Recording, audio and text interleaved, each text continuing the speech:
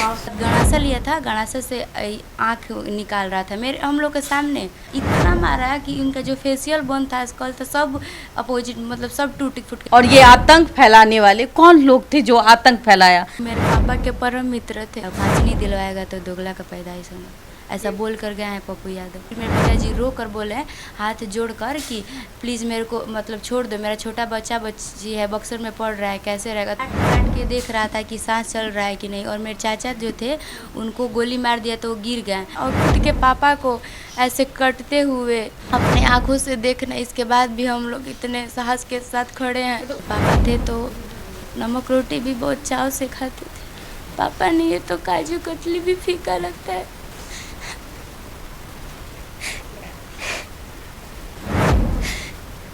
कि माँ जाती है तो सिर्फ ममता लेकर जाती है और पापा तो पूरी दुनिया लेकर चलेगा। हम कैसे रहेंगे, किसकी कमाई खाएंगे। आपके यहाँ अभी पप्पू यादव भी आए थे, तो उन्होंने क्या आश्वासन दिया है? वो बोले हैं कि हम इंसाफ दिलवा के रहेंगे। पप्पू यादव वो प्रॉमिस किए हैं कि इंसाफ दिलवा के रहेंगे। जब तक से इंसाफ नहीं दिलवाएंगे तब तक से चैन से नहीं सोएंगे।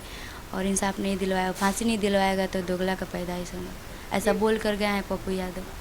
कुछ कार्रवाई हुई है? कुर्की हुई है वो लोग के घर का। मतलब 3 लाश गिर जाने के बाद कुर्की हुई है। हाँ हाँ। इसके अलावा भी कोई नहीं, अभी तक से एक भी अपराधी अरेस्ट में नहीं आया है। मतलब अपराधी अरेस्ट ही नहीं हुआ है? नहीं, सरेंडर हुआ है एक साल हुआ है, बट अभी तक मतलब कोई अरेस्ट नहीं हुआ है। एक ही सरेंडर किया है? हाँ। वो लोग कितने लोग थे आप बताएंगी? अप्रोक्स 25-30 तो होंगे। कुछ लोग यहाँ पे जो आप देख रही थी रोज, कुछ लोग सामने से लड़ रहे थे। और जो गाड़ी खड़ा था ना इधर सामने से, लेफ्ट राइट और फ्रंट वाला, फ्रंट में कोई गाड़ी नहीं थी, जहाँ पे ब्लैक कलर का देख रही होंगी सफारी था। उसके बाद जो रोड के अपोजिट साइड में 2 गाड़ी लगी थी, उसमें 2 गाड़ी लोग थे। वो अंदर से भी वार कर रहे थे, अंदर से भी गोली चला रहे थे, अंदर से भी गोली चला रहे थे। और ये डर नहीं लगा? ये कितने देर तक ये सब ये चलता नहीं, रहा? मैं बस 10 मिनट तक चला। जैसे मेरे पिताजी बोले आगे जाकर कि बात करो, इसके बाद गोली मार दिया। तो मेरे पिताजी उछला है कि अब क्या देख रहे हो, वीडियो बनाओ। फिर मेरे पिताजी रो कर बोले हाथ जोड़ कर कि प्लीज़ मेरे को मतलब छोड़ दो, मेरा छोटा बच्ची है, बक्सर में पढ़ रहा है, कैसे रहेगा। तो मेरा सारा धन दौलत जला दो। बट वो धन ये सब नहीं करके मेरे पिताजी को मारा। और मार के जब मेरे पिताजी गिर गए, छाती पे जब मारा तो वो गिर गए हैं। इसके बाद वो लोग मतलब थोड़ा बहुत सांस चल रहा होगा, फिर वो लोग उठाया। 2 लोग था, 2 लड़का उनका, एक विकास और एक कुणाल। वो दोनों लोग एक ये लेफ्ट और राइट हैंड पकड़ के उनको उठाया। फिर आगे से फिर मतलब उनके जो मनोज यादव है वो पैर में मारे और पेट में मारे। मतलब कि आपके पापा गिर गए थे, उसके बाद वो 2 शख्स, नाम क्या बताया आपने? विकास और कुणाल। विकास और कुणाल, इन दोनों ने आपके पापा को उठाया। और फिर जब मार के और गिरा दिया, मतलब पापा को जब छाती में मारा तभी उनका मतलब जान चला गया होगा। बट फिर भी वो लोग को एक होता है ना कि ये हाँ, किस तरीके का ये बदला था? ये किस तरीके की क्रूरता थी? नहीं, एक होता है अरे कोई झगड़ा, कोई खास स्पेशल कुछ ऐसा कुछ नहीं था कि ज़मीनी विवाद, जातीय विवाद, कुछ ऐसा। बस एक ईर्ष्या थी उन लोग के अंदर कि लोग आगे कैसे बढ़ रहा है। और पिछले बार मेरे पापा लोग अपोजिशन पार्टी मतलब हो गए थे, अगेंस्ट हो गए थे, उन लोग के सपोर्ट में नहीं थे। तो बस यही रीज़न था उन लोग का कि लोग कैसे आगे बढ़ रहा है, मेरे को हम बर्बाद हो रहे हैं।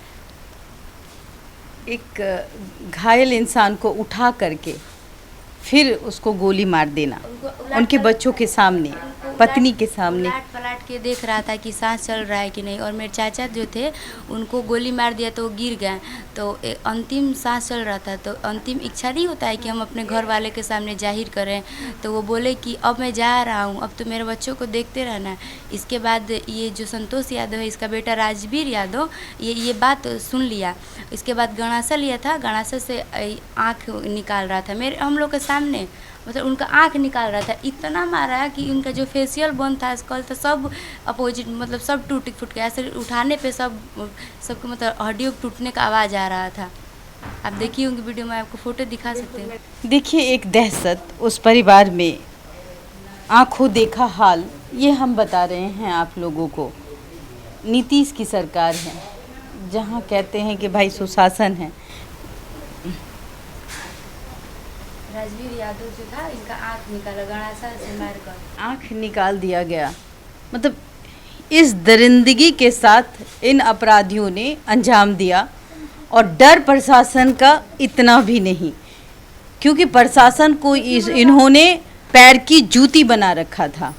और जो प्रशासन बिकी हुई हो, जहाँ आपने कभी कभी देखा होगा कि याचक थाना जाती है और थाने में जा कर के वो नीचे बैठती हैं, और जो थाना प्रभारी होता है उसकी पैर टेबल पे होती है। क्या करते हैं आप लोग भी ने, एक आवेदन लिखने के लिए नौ नतीजा कर दिया जाता है।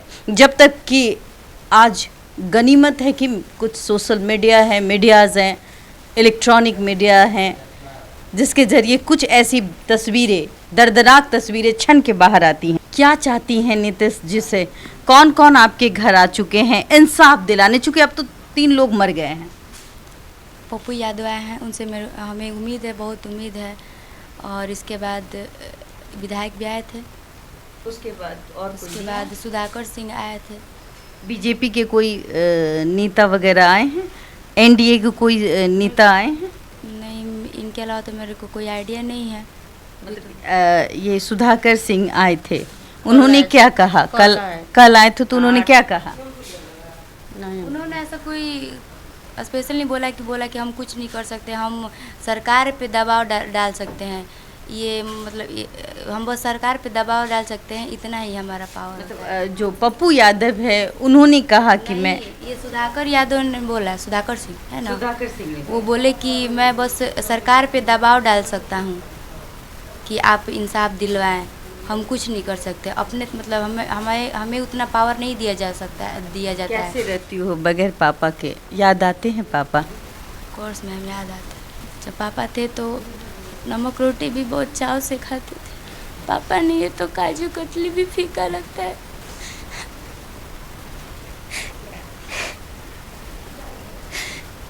मासूम छोटे छोटे बच्चों को इस तरीके से आंखों में आंसू देख करके मुझे भी कहीं ना कहीं इन सब चीज़ों को दिखाना, एक मैं इसलिए दिखा रही हूँ कि देखिए एक दर्द है ये, बच्चों को अपने पिता से कितना लगाव होता है। ये बेटी है, बड़ी बेटी है, और 2 छोटे छोटे बच्चे होंगे, अपने पापा को कैसे याद कर रही है, बिलख रही है, और एक दरिंदे ने किस तरीके से परिवार को उजाड़ दिया। जिस सिचुएशन में हम लोग अपने पापा को देखे हैं ना, वो सिचुएशन को देखकर लोग फांसी चढ़ जाते हैं। कभी कभी मैम, एक वक्त था जब हम मुर्गा को काटते हुए देखते थे तो रोंगटे खड़े हो जाते थे, और आज हम अपने पापा को, एक इंसान को, अपने और खुद के पापा को ऐसे कटते हुए एकदम हर तरह से अपनी आंखों से देखना, इसके बाद भी हम लोग इतने साहस के साथ खड़े हैं। तो उस समय क्या लग रहा था जिस समय आपके पापा को आपकी आंखों के सामने मारा जा रहा था? मैम उस टाइम दिमाग काम नहीं कर रहा था कुछ, बस ये था कि कैसे भी पकड़ा जाए तो मार दे, मतलब कैसे भी हम, बस ये लग रहा था कि हम अपने पापा को खोजती हैं रात में। हाँ, हम बस ये लग रहा था कि हम अपने पापा को काश बचा पाते। मेरे पापा तड़प रहे थे, उनको दर्द हो रहा था, बट हम लोग दौड़े थे मैम, लेकिन हम लोग पे भी गोलियां चला रहा था, तो इधर से जो भैया लोग थे वो धक्का देकर इधर खींच दिए थे, और हम लोग यहाँ पे आ गए थे। उस टाइम तक करते थे आपके पापा को? हाँ, बहुत प्यार करते थे। ऑफ कोर्स मैम, पापा थे तो करेंगे। बोला जाता है कि माँ जाती है तो सिर्फ ममता लेकर जाती है, और पापा तो पूरी दुनिया लेकर चलेगा। पापा की परी थी, छोटी सी एक मासूम सी बच्ची है ये, और इसके दर्द का एहसास आपको भी होगा। एक सुहागन थी कल तक, और आज इनके मांग का सिंदूर, और इनकी हालत देखिए। जिस दरिंदे ने इनके सुहाग को छीना, उसने ये नहीं सोचा कि ये मासूम छोटे छोटे बच्चे हैं, इसका परवरिश कौन करेगा, इसके मांग का सिंदूर पोंछने का काम किया। खैर उनके भी घर में बच्चे होंगे, उनकी पत्नी होंगी, पर उन्होंने ये नहीं देखा कि हम किसको मार रहे हैं, हम किसके साथ अन्याय कर रहे हैं। एक को मार रहे हैं और यहाँ 4 मर रहा है। क्या कहेंगे नीतीश जी से, जो कहते हैं सुशासन की सरकार है? क्या कहेंगी, क्या न्याय मांगेंगे अपने पति के लिए? फांसी की सजाए उन लोग को मांग। उस पल को याद कर रही हैं? जी मैम। बताइए कि हमें तकलीफ है। अंधे गूंगे हैं समाज। कैसे थे आपके पति? मेरे पति बहुत सीधे साधे थे, सबसे हंस कर बोलते थे। बहुत सीधे साधे मेरे पति थे। मैं उसको कुछ काम के लिए बोल देते थे तो हंस कर चले जाते थे। संसार छीन गया। जी मैम, हम कैसे बीच रहा है। रहेंगे, कैसे रहेंगे, किसकी कमाई खाएंगे? कोई नहीं है कमाने वाला। कौन है? ये मेरी बेटी है, 2 लड़का है छोटा छोटा। अब आप सोचिए कि ये 2 छोटे छोटे बच्चे हैं और ये कमाने लायक नहीं है, क्या करेंगे? किस चीज़ की जलन, किस चीज़ का वो टशन था इस मासूम बच्ची को। आप देखिए जरा, ये याद करती है तो फपक फपक के रो रही है। शर्म नहीं आती है ऐसे लोगों को जो पिता का साया छीन लेते हैं। ऐसे लोग हमारे समाज में हैं जो निर्दोष व्यक्ति को मार देते हैं। क्यों? तो वर्चस्व, आतंक। और ये आतंक फैलाने वाले कौन लोग थे जो आतंक फैलाया? मेरे पापा के परम मित्र थे। कहा जाता है कि दोस्ती एक ऐसा रिलेशन होता है जिस पे लोग आंख बंद करके भरोसा करते हैं, बट ये यहाँ पे एक दोस्त ने दोस्त को मार डाला और इस तरह से मार डाला, तड़पते तड़पते। मतलब एक होता है कि इंस्टेंट मारा, मर गए, तड़पा के मारा। मैम, उनकी आहट अभी भी हमें याद है जब मेरे पापा को दोनों हाथ से पकड़ा था और मेरे पापा ऐसे थे, ऐसे थे, फिर भी वो लोग नहीं बख्शा। मार रहा था, गोली मार रहा था। मेरे पापा हाथ जोड़े कि बख्श दो मेरे को, छोड़ दे, मेरा छोटा छोटा बच्चा है, कैसे रहेगा। मैम, हम लोग इंसान के नाम पे हैवान है। इंसान अगर होता तो इतनी, आप भी सुनिए, आप ये बात सुन रही होंगी, आप कितना भी दुश्मन होगा आप ऐसे नहीं कर सकती हैं उसके साथ सामने से।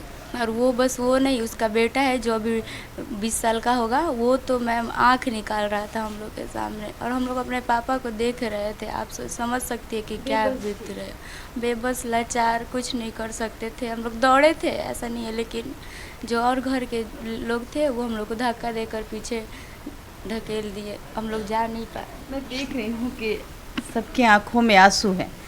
इस परिवार के आंखों का आंसू कौन पोंछेगा? इस परिवार की तकलीफ, दर्द जिसने दी, क्या सीसीटीवी कैमरा के आधार पर क्या कोई गवाही हो सकती है? गवाह खुद वो कैमरा है जिस पे उसका वीडियो बना है, जिस वीडियो में वो 4 या जितने भी अपराधी अपराध करते हुए नजर आ रहे हैं, उस आधार पे ऐसे लोगों को शूट एंड साइट क्यों नहीं की जाती? ऐसे लोगों का मनोबल क्यों बढ़ाया जाता है समाज में? और ये किसकी मिली भगत है, किसका हाथ है जो ऐसे लोग वारदात करते हैं और डरते नहीं? कहीं ना कहीं देखिए, ये परिवार है जो अभी मातम में है, क्योंकि मैं जब बोलती हूँ तो ये लोग रोने लगते, मुझे अच्छा नहीं लगता। अभी जो स्थिति है इस घर की वो भयावह है और आगे हम पूछेंगे उनसे जिन आज वो शायद वापस आए हैं और भगवान ने उनको बचाया है, तो मैं उनसे भी उस वक्त उनके साथ क्या क्या यातना दी गई थी वो भी हम उनसे ज़रूर पूछना चाहेंगे। अगले एपिसोड में हम उसके दर्द और उस अपराधी का चेहरा आपको दिखाएंगे।